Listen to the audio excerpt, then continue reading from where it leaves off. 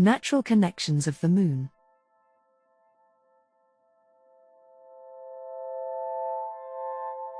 The Moon has been deeply respected by cultures throughout history.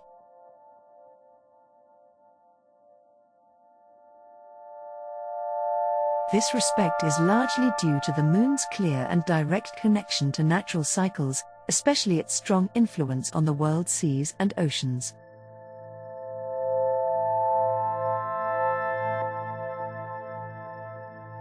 The Moon's gravitational pull causes the tides to rise and fall in a steady rhythm.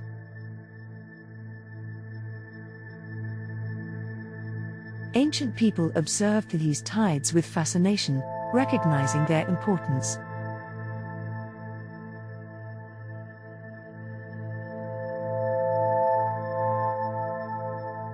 The oceans, shaped by these lunar tides, were seen as the birthplace of all life on Earth.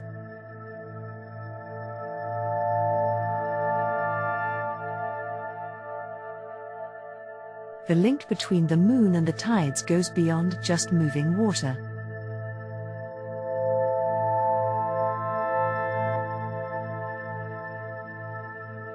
Early observers noticed that many sea creatures, such as shellfish, timed their spawning and mating to match the tidal cycles.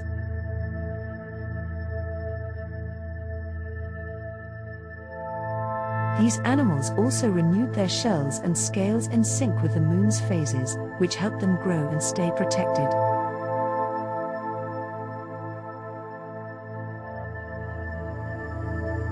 High tide during the full moon was considered a special time.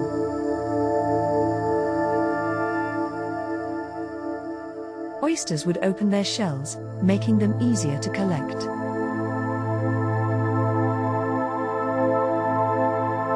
Fish and shrimp were also more plentiful and accessible during this period.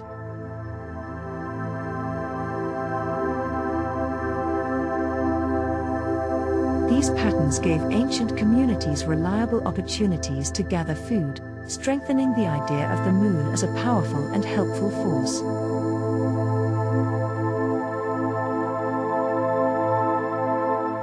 The Moon's influence was not limited to the ocean.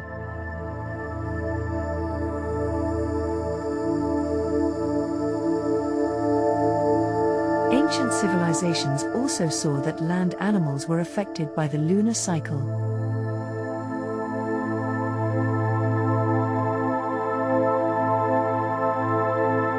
During the full moon, animals like deer, wolves, big cats, birds, and rodents were more active and visible.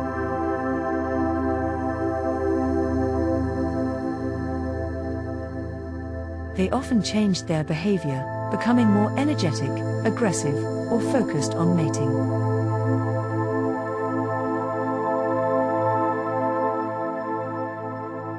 Hunters learned to watch the Moon's phases to better predict animal movements.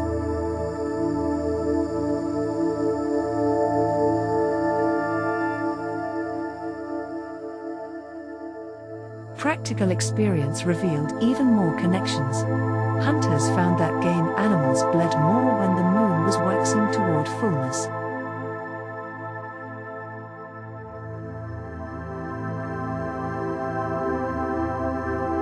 This detail was important for livestock farmers, who needed to slaughter animals efficiently and humanely.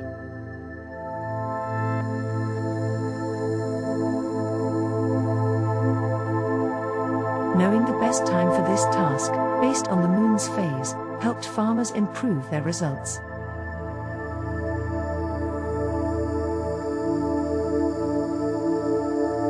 This knowledge was useful in other ways, too.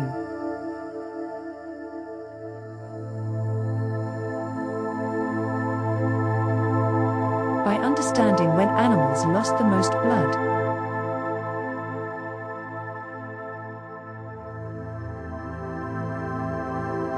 farmers could also choose the best times for procedures like dehorning and castration, when minimal blood loss was important.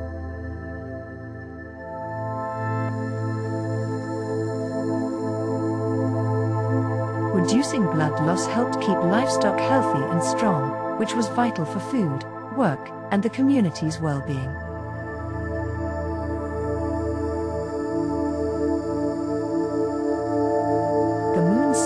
also affected plants. Farmers noticed that planting and harvesting at certain lunar phases could improve crop health and yield.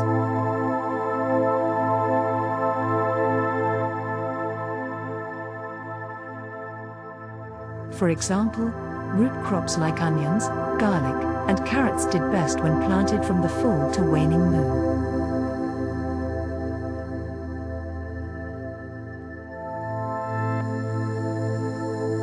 Crops that reseeded themselves, such as some grains and wildflowers, grew better when sown from the dark to waxing moon.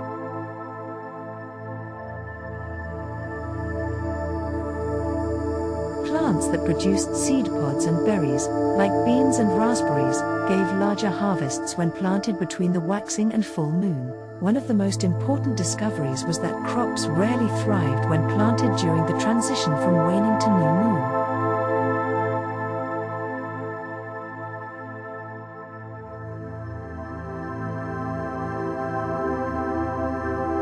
This time, often called the downhill slide of the lunar cycle, became ideal for tasks like weeding, pest control, and general maintenance, chores that might be overlooked during busy planting and harvesting times.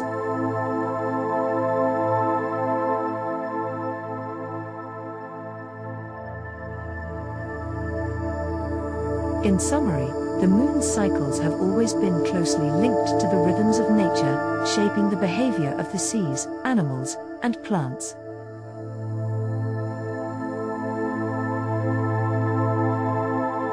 By observing these patterns, ancient people gained a deeper understanding of their world.